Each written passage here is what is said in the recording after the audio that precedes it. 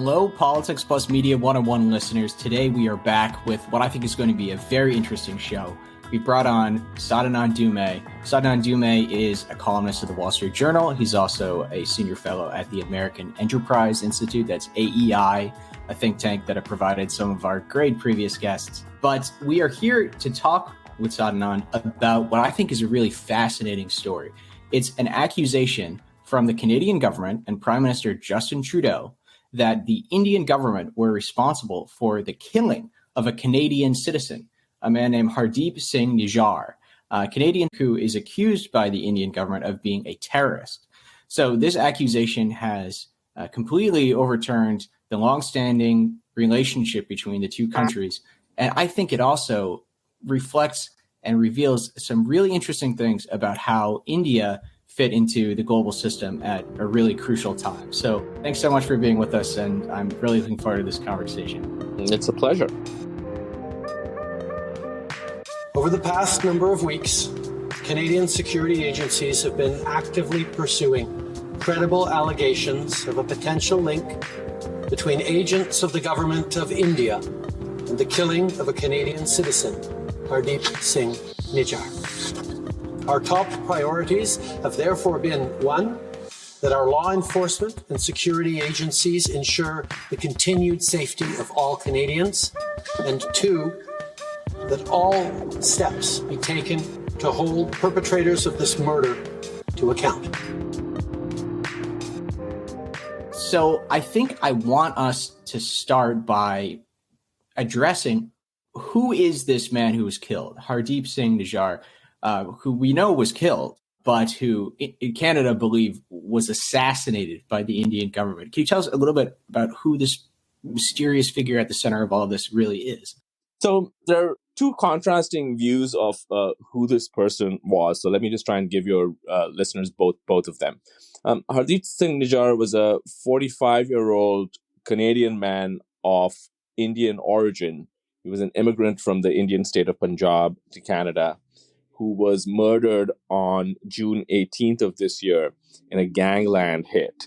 So he was parked in his pickup truck outside a Sikh temple. Sikh temples are called gurdwaras.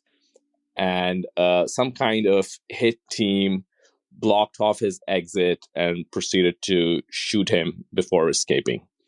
Now, this happened on June 18th, but it really became a big international story on September 18th when Justin Trudeau accused the Indian government of having a hand in the killing of Nar, which raises the question of sort of who was he? Now, in the Indian government's telling, Nar was an important figure in the movement for Khalistan, which is a Sikh separatist movement, which seeks to carve out a separate homeland for the Sikhs of India. They say that he was involved in various terrorist activities, including murder and the bombing of a theater, and that he was involved with Pakistani intelligence and had traveled to Pakistan. And so basically, as a dangerous figure involved in terrorism, implicated in some unsavory activities. Nar's family has denied that he was involved in any kind of terrorism, and in their telling, he was a person who was, of course, affiliated with the Sikh diaspora politics, and often that they don't, but that his activities were peaceful. So those are basically the two versions of who this person was. But he was certainly somebody who was a person of interest, shall we say, for India and for India's intelligence agencies. I think that our listeners are probably familiar with the India-Pakistan rivalry and know about that security threat to India. But I'm sure that many of our listeners probably don't know very much about the Khalistan movement, and maybe don't even really know very much about Punjab and how it fits into India. So to understand why the Indian government believes that this person and the movement he might be affiliated with are such a threat, can you tell us a little bit about the history of that movement and some of the major incidents that have happened in the past? Sure. So, the movement for Khalistan was really at its peak from in the 1980s and the early 1990s, a roughly 15-year period. And it was an extremely bloody period in modern Indian history. About 20,000 people were killed. About 2,000 of those were Indian security forces. And there's several events that occurred during the course of this movement that are etched into Indian memory.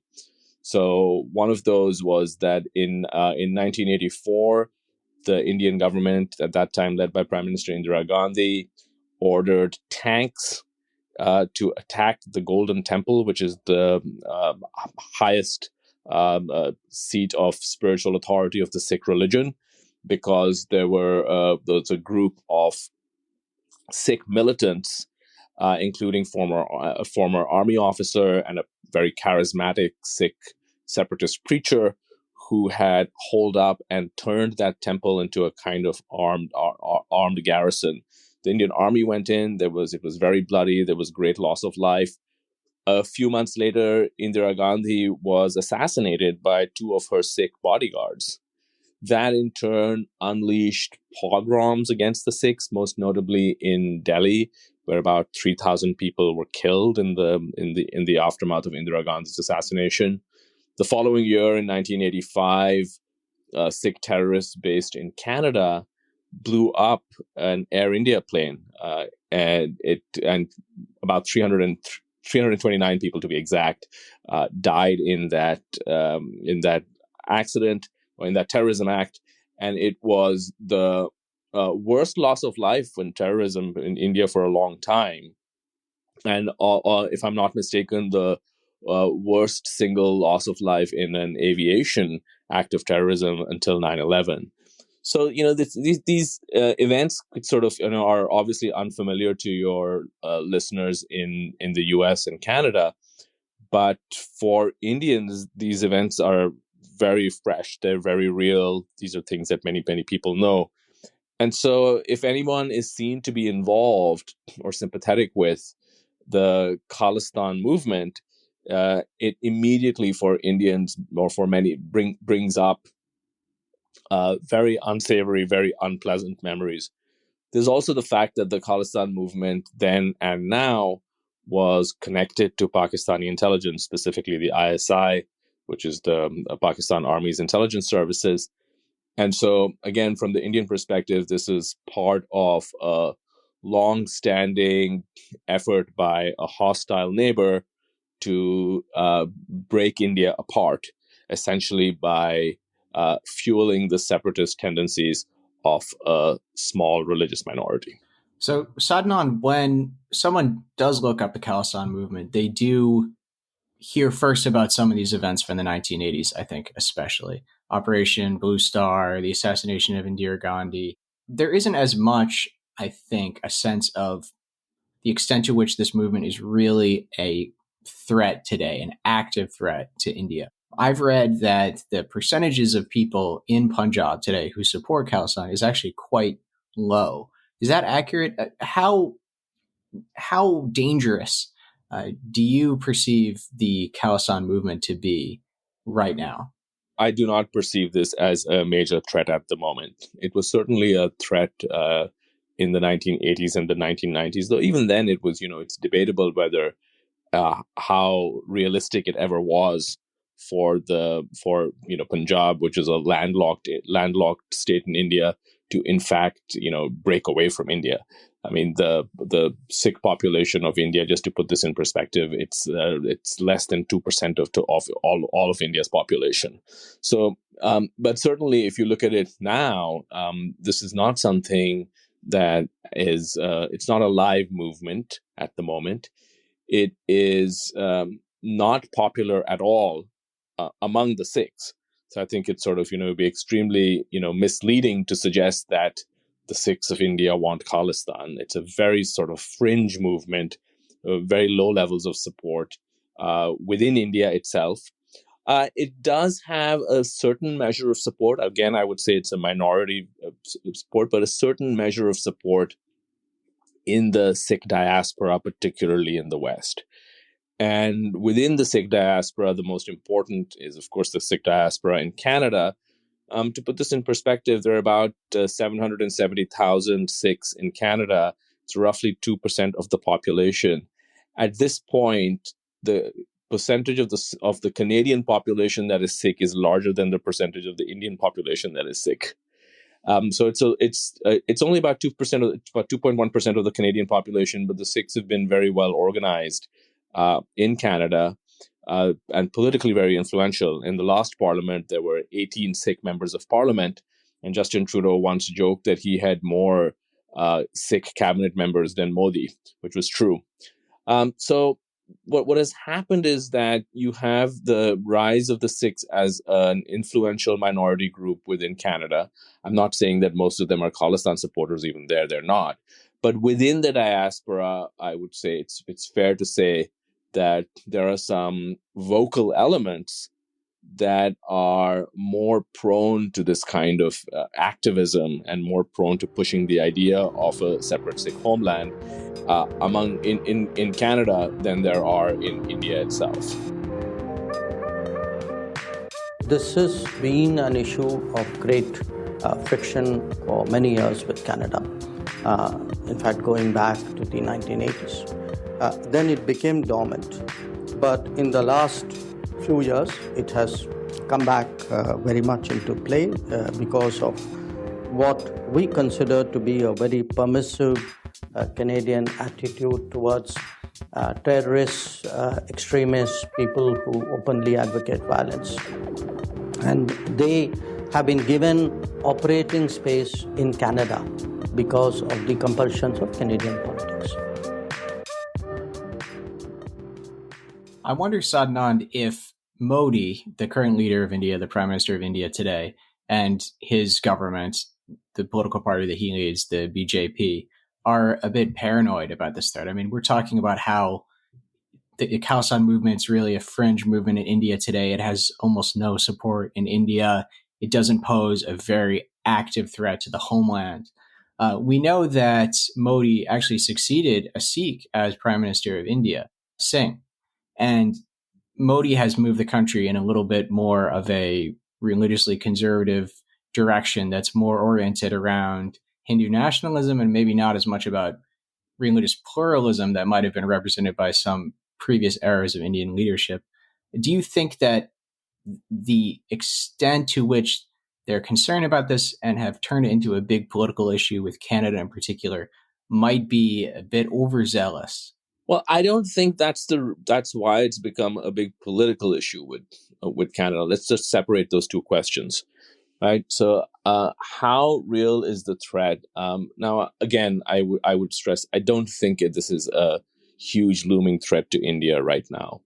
Why do Indians seem to take this very seriously? I can speculate. There are a couple of reasons. One would be that, of course, the fact that the events that I spoke about of the 1980s and 1990s are still very fresh in people's memory. That is one part of it. Some of the key officials in Modi's government, including his national security advisor in particular, Ajit Doval, is someone who really was quite associated with the taming the original Khalistan movement in the 1980s and 1990s. So it could be also a case of sort of officials who came of age in a particular era, tending to see this, take this more seriously than people sort of would who would kind of come of age later. That's, again, I'm speculating, but that's another possibility. And I think that in some ways the rise of Hindu nationalism has exacerbated it in a couple of ways, because the Hindu nationalists are not overtly hostile to Sikhs.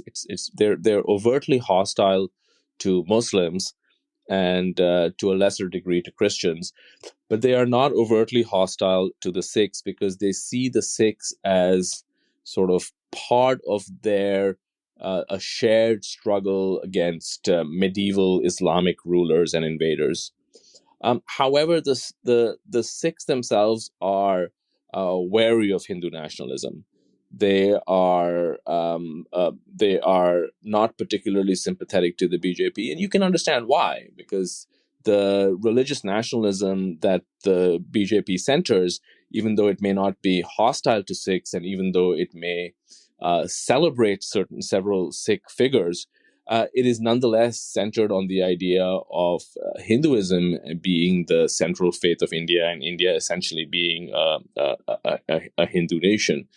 And Sikhs, like many religious minorities, would be more comfortable with an overtly secular form of government, even though India does remain secular, but a secular language of politics, shall we say. And so there's a bit of tension there between the Sikhs and the BJP and Modi. And that sort of has been exacerbated by political economy questions, because Punjab, which is where the vast majority of Sikhs live, has not been doing well economically. It has an economy that has been overly dependent on agriculture, and that's also one of the things that's been fueling the rise of the Sikh diaspora. People have been leaving because there are no jobs. So there's just kind of like, perhaps you could call it an undercurrent of resentment and so on that the Indian policymakers are aware of.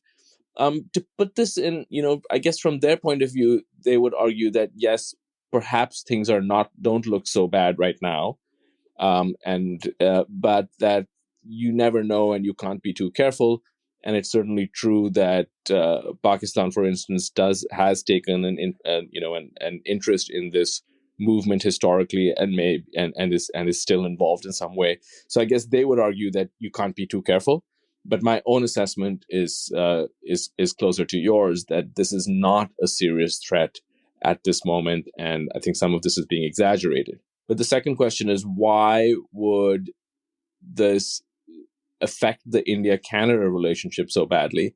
And that has more to do with how India views the Trudeau government and how they view the movement. So even if the movement is not particularly threatening, the Indian view is that on Trudeau's watch, these Sikh separatists have stepped up their activities. They have organized several referenda on Khalistan. They have publicly staged floats which celebrated the murder of former Prime Minister Indira Gandhi by her Sikh bodyguards. They have put up posters across and billboards across the country, essentially painting a target on the back of senior Indian diplomats. So a lot of this is upsetting to the Indians because of the memory of what happened in the 80s and the 90s. They think the Trudeau government has not, taken Indian concerns seriously enough. And also, I think it's mixed with the fact that India, which sees itself as a rising power and increasingly important on the global stage, kind of doesn't want to be pushed around or doesn't want to take, by Canada. And so it's just a combination of things. Sadanand, all of these activities in support of the Khalistan movement, as they've been expressed in Canada, the floats and the statements and stuff by Khalistani sympathists, it all sounds very provocative, and it's easy to understand why it would be so offensive to many Indians. I mean, raising the memories of assassinations of leaders like Indira Gandhi, it's incredibly provocative. But at the same time, it also makes me think about the role of free speech and how it can be interpreted differently in different political and social contexts. It reminds me a little bit sometimes of the dialogue between Turkey and Sweden, where Turkey have said that Sweden harbor Kurdish terrorists and sympathizers with Kurdish terrorism. And they can point to provocative incidents that have happened in Sweden where sympathizers to Kurdish terrorism have made big public statements, where people, on a separate note, in Sweden have burned the Quran. And they've said, this is horrifying, what you've allowed. And the fact that it's going on shows that you support it tacitly or explicitly. And the Swedes returned by saying, I'm afraid this is just how our freedom of speech operates in our country. And you're misinterpreting our permission for people to make provocative political statements of any kind for an endorsement of the content of those political statements. And I wonder if there's a disconnect a little bit between India and Canada in a similar way, where, yes, there are prominent Sikh politicians and it's getting lots of attention because of its sort of salience. But at the same time, Canada can't really do a lot to stop people in the diaspora from making these provocative statements, because the legal system in Canada doesn't really allow the Canadian state to crack down on those kinds of expression. Yeah, I think that's certainly part of it. I think I guess at some level in the general public, there's just a different understanding of free speech, right? People they don't get why. Like, I mean, let's just say someone tried the same float, tried to, in India, the cops would show up and disperse them and maybe make some arrests. So at one level, I think there's sort of genuine mystification in the Indian public about what qualifies as free speech in a country like Canada. I think on the official level, it's a little bit different. They would have more sophistication, and they would understand that this is within the bounds of free speech in Canada. Though I do think that there's also certain, I guess, an element of skepticism there, because the Canadian government, at least, I don't follow it closely, but to me, it comes across as the sort of government that would be quite willing to go after someone like Jordan Peterson for using the wrong pronouns, but seems to be totally okay with someone putting up a billboard saying, murder the Indian ambassador. And so I'm not sure whether the classical liberal defense is put forward as strongly as it would, let's say, if this were a different Canadian government. And I think that that's sort of, got to do with more of some of our debates about free speech in the West. I personally think, for example, if this exactly the same thing had happened under the previous Canadian government, under Stephen Harper, I think Canada would have got a much more sympathetic hearing. And I think partly the free speech argument, which I happen to believe in, I think is less effectively made precisely because the Trudeau government seems to be quite comfortable with, various progressive restrictions on free speech otherwise. So all of this is the context, I think, that we need to talk about the incident itself and how the different players have reacted. We understand that we're in this strange, tense situation between the two countries and their disagreement over the degree to which Canada should be permitting Khalistani sympathizers from making these kinds of statements or operating freely in the country in that way. It leads us to June of this year, where this gentleman, Hardeep Singh Nar, was killed. And we know that he was killed. There's no dispute about that. The dispute is about who the perpetrators were. Yeah, but just one thing. I don't think it's, I think the statements, the floats, the billboards, the atmosphere, the referenda, all of that, those are irritants. But I think there are also other concerns that the Indians have that are more concrete, which have to do with actual acts of violence committed on Indian soil. Admittedly, it's not a lot, but it's not as though they're only concerned about some of the rhetoric. They're also concerned about how some of this translates into people with guns doing bad things to people in India. And Nar being one of those people. I mean, as I mentioned, he's been accused of blowing up a movie theater. He's denied it, but that's the accusation. He's been accused of implicated in murder. So it's not just about the conversation, which is a part of it, but it's also about, actual acts. At least that's how the Indians see it. So I suppose there's really then two sets of evidence that we should discuss. I mean, there's the evidence behind India's claim that he's involved in these terrorist activities. And then there's the evidence behind Canada's claim that India were responsible for his death.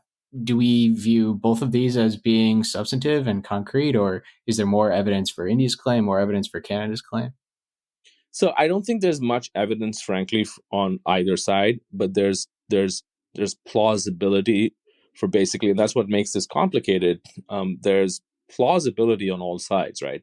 So if you were to sort of tell me a story, which goes something like this, that Indian intelligence agent paid off a gang or some squad to arrange for a gangland-style hit on Nar because they believed he was implicated in terrorist activities in India, and that the Canadians picked up some kind of signals intelligence, either through the Five Eyes network or their own or both, that led them to the conclusion that an Indian official or Indian officials had a hand in this.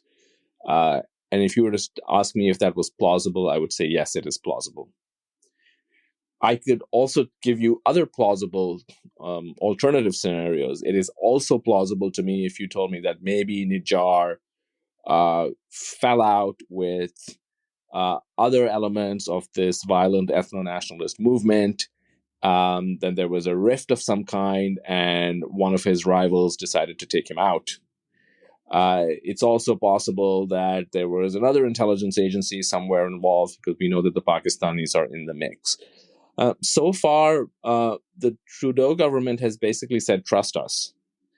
They have not put stuff out in the public domain, so we just aren't sure what happened.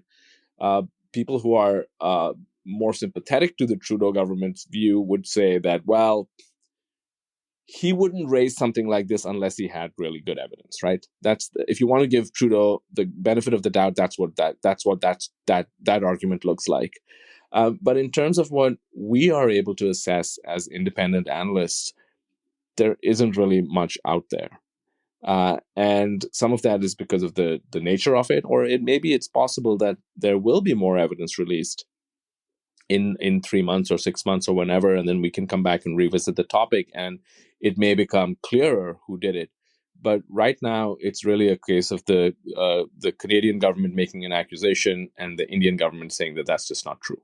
On the Nijar case, again, there's lots of reporting on this in the Indian media, but again, we're talking about a very murky world of intelligence and misinformation and so on. So I read those stories, and all I can say is that, well, okay, it's clear that the Indian government says or thinks he did these things. Am I in a position to independently assess whether he really did? No, and I don't think anyone else is either. It does put us in a pretty difficult position, and it becomes sort of about trust, I suppose, whether you trust Trudeau, whether you trust Modi. I think it reminds us a little bit of the Khashoggi assassination in Istanbul, and the evidence in that case just dripped out bit by bit by bit. Part of a strategic, I think, PR strategy by the leader of Turkey, Erdogan, who wanted to really squeeze the Crown Prince of Saudi Arabia, Mohammed bin Salman, and make the story part of the news for a long time. And he had a lot of evidence that he was comfortable making public, and he did it piece by piece by piece to draw the public along and keep the story in the news. It doesn't seem like that's what we're getting from Trudeau. They have emphasized their interest in protecting sources and methods and have not made very much of the evidence public. But something that did strike me was that the opposition party in Canada came out at the same time with a very public show of support for the allegations by Trudeau. I thought this was interesting because the opposition party are in a pretty strong political position right now, and they're capitalizing on the unpopularity of Trudeau domestically. And just like in the United States, United Kingdom, and other countries that have a competitive domestic political scene, there is sometimes interest in capitalizing on the weakness of figures like Trudeau. And if there really was not a lot of evidence that was compelling in private, I don't know if we would have seen the opposition party back up Trudeau the way they did when they really don't have to. I mean, it's very hard to imagine how Donald Trump and his political movement would back up President Biden in a similar situation. They would maybe capitalize on his weakness, capitalize on the extreme opposition to the claim elsewhere. It does, I think, add a little bit of credibility. I mean, I'm not sure if you've seen Pierre Poilievre's more recent statements, where that initial show of support seems to me to have been walked back considerably. And he has been critical of Justin Trudeau's judgment and the impact on the relationship with India. So I think that I would have agreed with you if we were, if we have this conversation in the, end of September. I think there is daylight now between the opposition and the government on this. And I think there is a criticism in both in Canadian politics and the Canadian media that basically thinks that Trudeau may have moved prematurely. And some of this has to do with the fact that there hasn't been evidence aired. Some of this has to do with the quite dramatic contrast, in fact, with the Khashoggi affair, where we had, they had photographs, they had very real. And it's not merely I think it is largely a question of who do you trust. I think that's a very good point. But I think there's also another question, which at least occurs to me, which is the question of competence. Are we always certain that intelligence agents get these things right? So I was just almost half joking, saying that, well, what if, like you can imagine a kind of if this were a movie, you can imagine a situation where, let's say hypothetically, Nijar is killed by a rival gang, and some Indian official who's wants to show off to someone and falsely pretends that he had something to do with it. We just don't know, right? And then you've got someone eavesdropping who may conclude that, well, this guy. So all I'm saying is that many different permutations are plausible in this situation, including an error by intelligence agencies. I mean, they're hardly infallible, especially when you've got strange countries, different languages, all these other things at work. If it turns out to be true, I think that the implications are obviously going to be serious. But I'm not sure that I take it at face value, right? That it is necessarily true. It seems plausible. I would not be surprised if it turns out to be true. But I would also not be surprised if this just, kind of peters out and we don't really, the smoking gun that we'd like to see never emerges. It is now clear that Mr. Skripal and his daughter were poisoned with a military-grade nerve agent of a type developed by Russia. This is part of a group of nerve agents known as Novichok. Based on the positive identification of this chemical agent by world-leading experts at the Defence Science and Technology Laboratory at Porton Down, our knowledge that Russia has previously produced this agent and would still be capable of doing so, Russia's record of conducting state-sponsored assassinations, and our assessment that Russia views some defectors as legitimate targets for assassinations, the government has concluded that it is highly likely that Russia was responsible for the act against Sergei and Yulia Skripal. What's coming to mind for me right now is another case. We've talked about Khashoggi. There's another interesting comparison to be made to the Salisbury assassination. And I recall that friendly governments to the United Kingdom immediately enacted harsh punitive measures on Moscow. I'm trying to recall if there was a lot of public evidence at the time to support the claim by Westminster that Moscow had committed this assassination on British soil. And I can't recall exactly how much evidence there was. I do remember that shortly after the allegation was made public, the Russians committed all sorts of, I think, unnecessarily blunder-headed steps to try to refute the allegations, putting forward a video interview with two people that they claimed were the individuals accused, who were clearly not the same people. There is that aspect of trust. There's also the fact that Russia were already seen as this adversarial state by Washington, by Ottawa, by all these other friendly governments inside the Five Eyes network to the UK. This is a different situation because the UK, the United States, the other Five Eyes countries view India somewhat positively, as a if not a current ally, an aspirational partner, an aspirational ally. It's been a few years since that incident, so it's not clear in my mind either what evidence was presented at the time.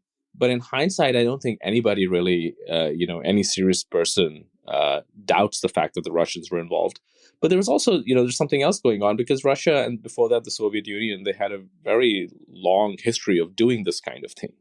So it wasn't, it didn't, whereas there is no Indian history of Indian intelligence ordering a hit job on foreign soil, on a friendly country's soil. I think there is some evidence that they may have done some of this in Pakistan.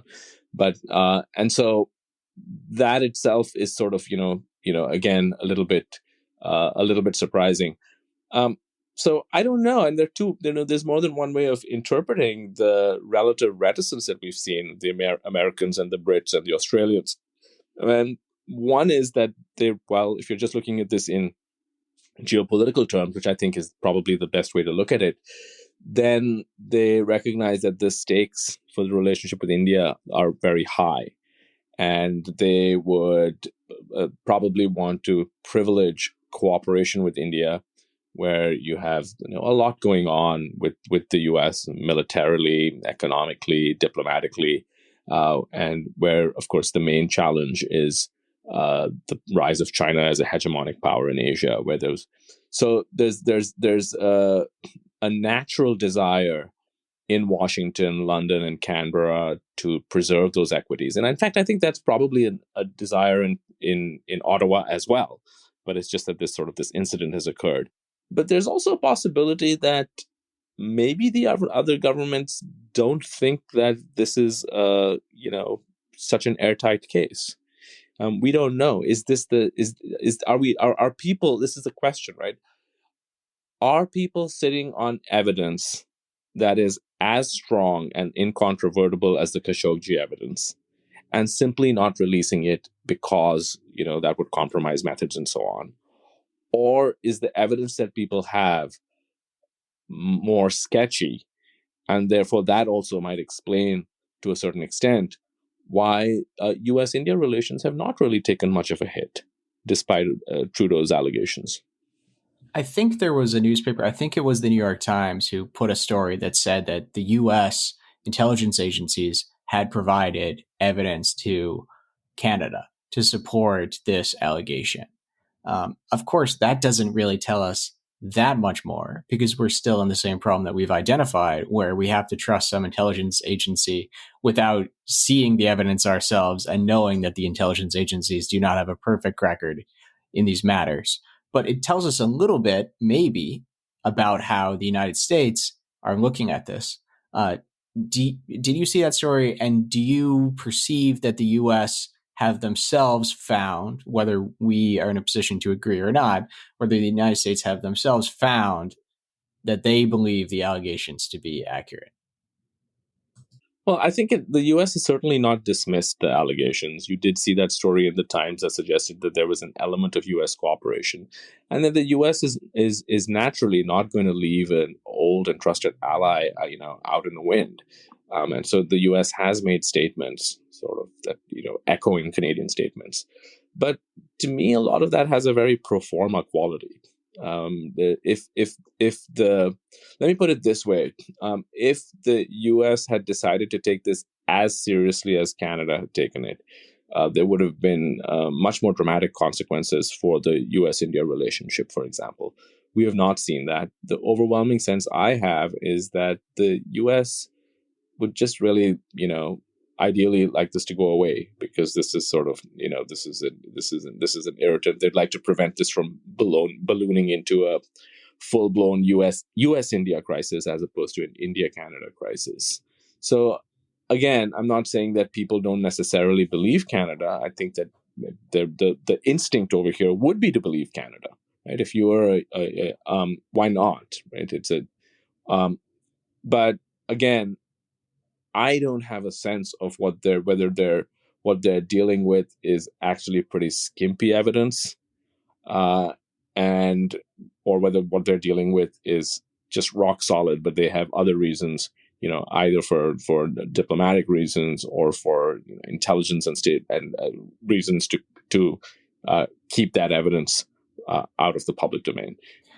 There's maybe the sense developing that Canada are an easy target, that Canada are a safe target for other countries in this regard. Maz Hussein, who's a writer for The Intercept, who is also, I believe, a Canadian, he referred to Canada as the soft underbelly of the West, noting that India, according to this allegation, but also other countries, have targeted Canada as a way to sort of needle at the West, knowing that it was perhaps a little bit safer than a similar direct attack on a country like the United States. So China, the incident with the two Michaels, that was a big story in Canada for, I think, a few years, when they had these two political prisoners that were kept in China. and also the whole dispute between Canada and China over the Huawei arrests. Also, Saudi Arabia. Saudi Arabia at one point were putting on social media accounts these invocations of the September 11th attacks, seeming to threaten Canada in a way that it's impossible to imagine them doing towards the United States. There's the sense, perhaps, that Canada are a permissible target for other countries. And it's interesting because I was curious to kind of compare the importance of Canada and India to the USA, because just as we've been talking about, the US believe India to be this very important relationship that they don't want to disrupt. There's the aspiration that India could become a close partner of Washington in the future. But I'm taking a look at the trade volume. I wanted to get the actual numbers to kind of compare the current importance of the two countries. And I see that while the total trade volume between the USA and India is about $192 billion, which is a lot, it's considerable, it's dwarfed by the trading relationship between the USA and Canada, which I think is still the biggest US trade relationship, which is about $909 billion. So 192 to 909.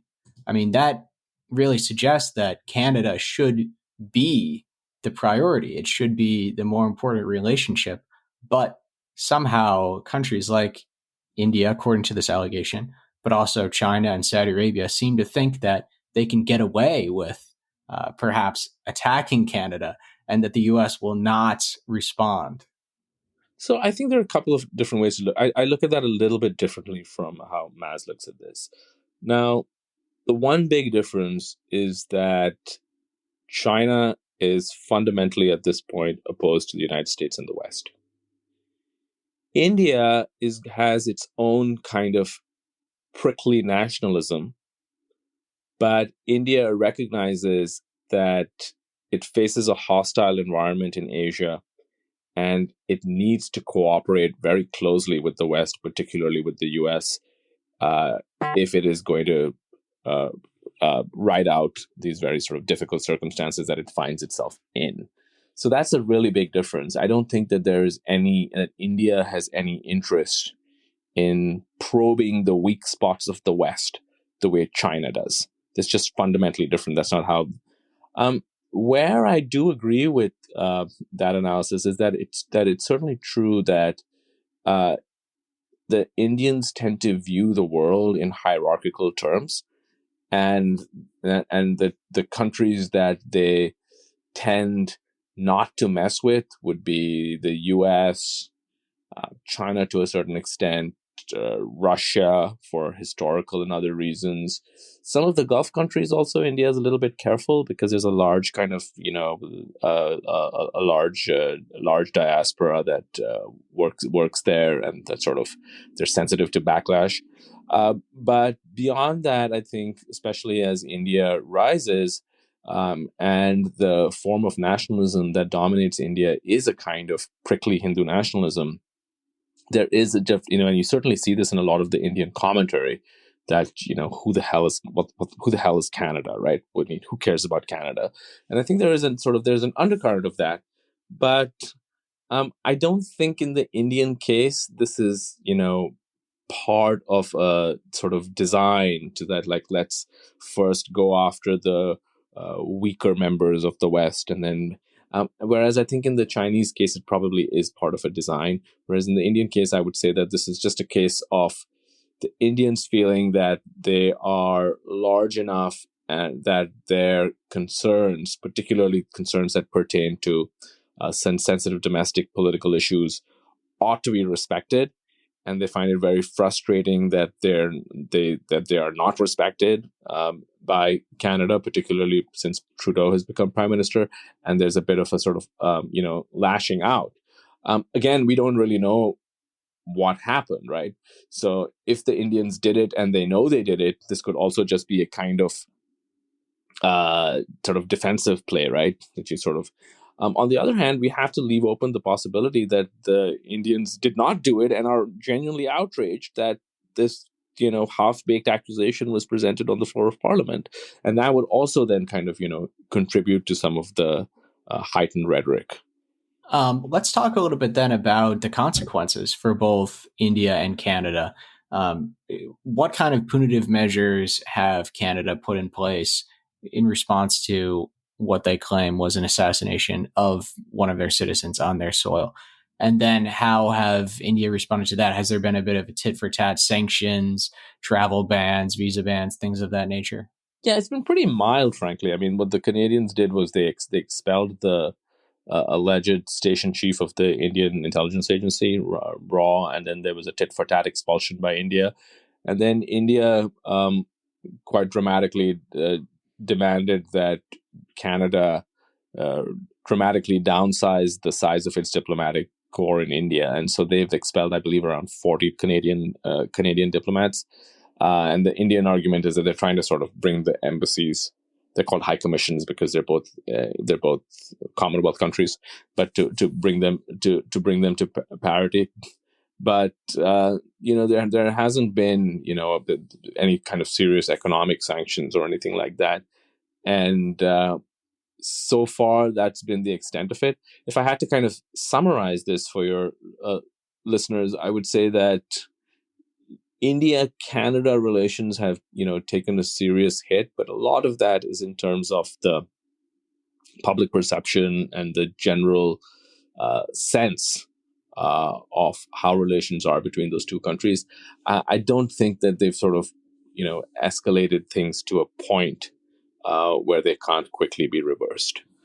Well, we've talked a bit about how the United States haven't really taken any actions at all about this situation.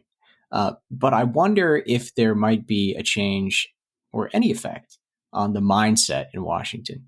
Do you think that even if the United States are not fully backing up Canada's claim, even if the United States are certainly not taking any kind of punitive measures towards India, do you think that it might have an impact on the direction of travel of the USA-India relationship, which, as we've been saying, has been, at least on the American side, built on this aspiration of a close partnership? Do you think that perhaps, combined with some of the other reservations that many people in Washington do have about the current political leadership in India, that perhaps they will become a little bit more reluctant, a little bit more trepidation in how they approach their relationship with India going forward?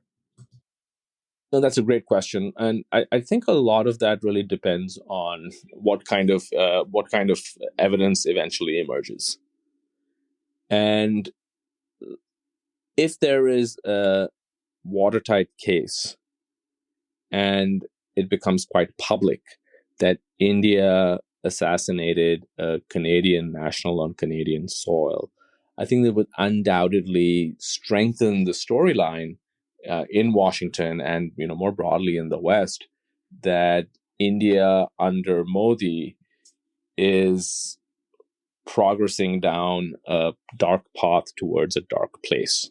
And so this is really, a part of the larger argument that there's been democratic backsliding in India, that the Hindu nationalist project threatens India's secular, pluralistic, liberal democracy, that in many ways India has begun to look more like Erdogan's Turkey. So I think in terms of the kind of story that gets told about India, this would certainly strengthen that to a considerable degree if there is evidence. At this moment in time, I see this as not having done that yet. In my interactions with officials and so on, people are really, they're not spending a lot of time talking about this or thinking about it, in my opinion.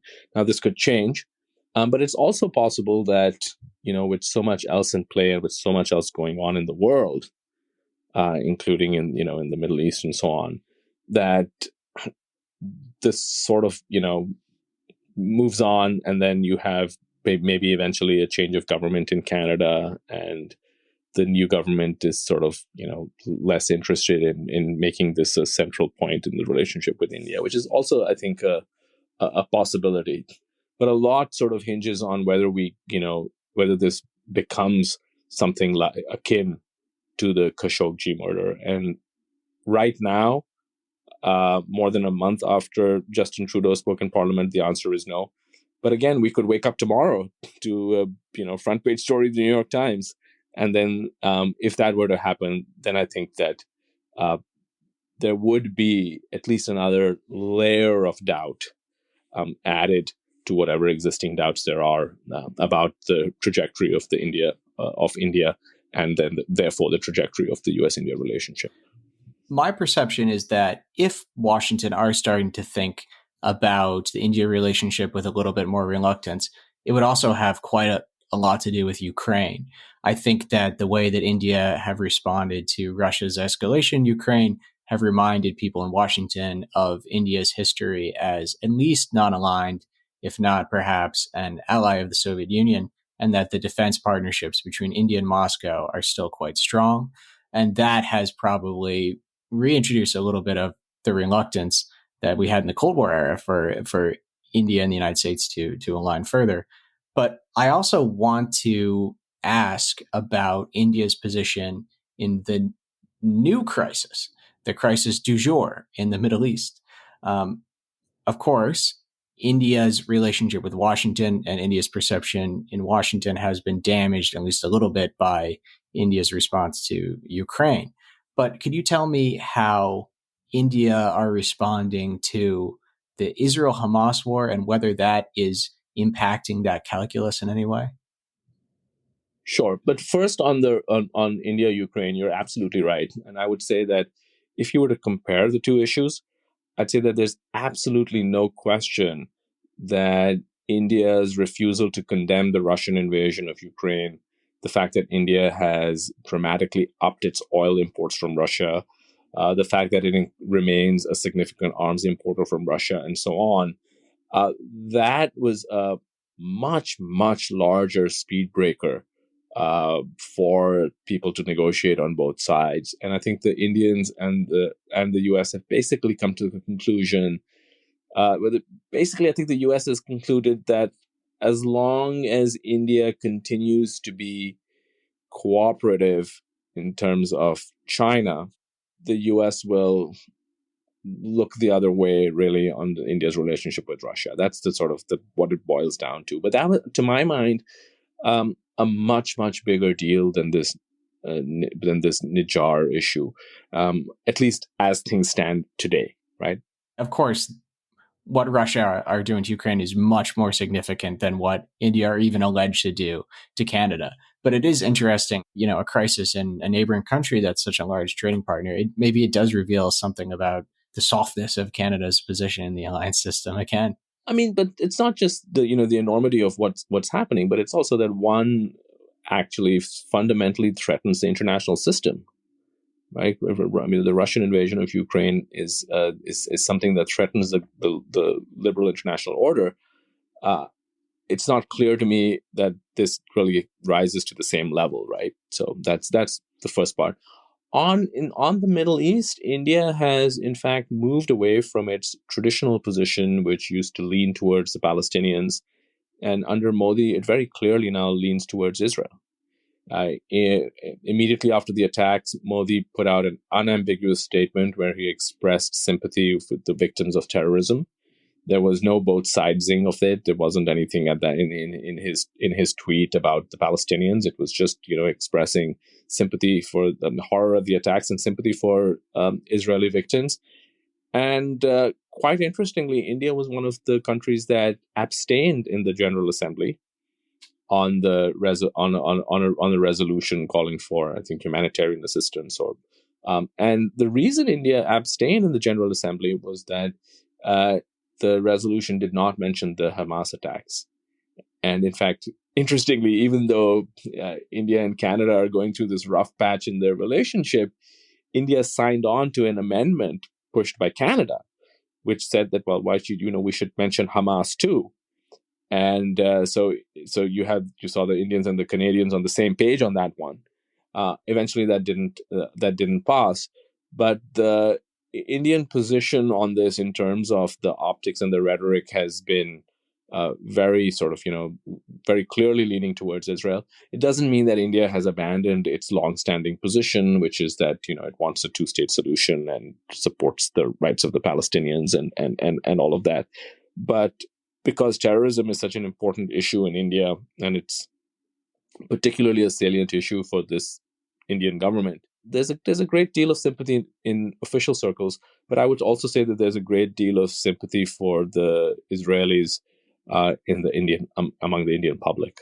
I think that we should probably acknowledge the way the Indian public are responding to all of these things that we're talking about today, because they've been a little bit missing in some of this conversation. And in a country of 1.3 billion people that's got increasing connectivity to the internet, their voices are registering even outside of the Indian borders. Have you found that there's any interesting or surprising currents in the way that the Indian public seem to be reacting to the crisis in the Middle East or to the assassination allegation in Canada? Well, in both cases, what you see is, a lot of the debate in India tends to be quite shrill, as I'm sort of, anyone who's been on an Indian television channel can tell you. On the Canada case, I would say I would summarize that as the Indian relationship was extremely nationalistic. I wrote about this in some of the elements of this in my Wall Street Journal column, where you kind of had one TV anchor talking about how India was going to split Canada in two, and somebody else making wild allegations about Trudeau, and some of it was, frankly, quite ridiculous. But the reaction was mostly one of outrage, like how dare Canada accuse us of this. On the Israel question, you have a divide between essentially the Hindu nationalists and the traditional Indian left and the Indian Muslims on one side. And they've taken the much more traditional position that the Israelis are the bad guys and the Palestinians are suffering. And then you have the BJP, but also I think a large segment of the Indian media and much of the Indian middle class, which says that, no, wait a minute, what happened to in Israel was awful. It very clearly echoes, albeit on a larger scale, on a much larger scale, it echoes what happened in Mumbai in 2008. Where a bunch of terrorists came and just started, shooting up the city and killing people, ordinary people just going about their daily lives. And so there's it's a very live debate. There have been countless, television debates and articles written about it. And the divisions in India are very similar to the divisions in the West. The difference is that what you're seeing in India is a country that has shifted from an almost instinctively, shall we say, pro-Palestinian position to a much more pro-Israeli position. Whereas I would argue that in the West, even though overwhelmingly Western governments remain pro-Israel, the public conversation the pendulum has moved a little bit more in the other direction. So I say that's the difference, I'd say, between India and the West when it comes to Israel-Palestine issue. Well, this has been, I think, a fascinating conversation about not only an incident that's so extraordinary, but also about India's role in the world, which I think will become only increasingly important as the country of 1.3 billion people asserts itself in the world order, and in sometimes very surprising ways. So thank you so much for joining us. Thanks for having me.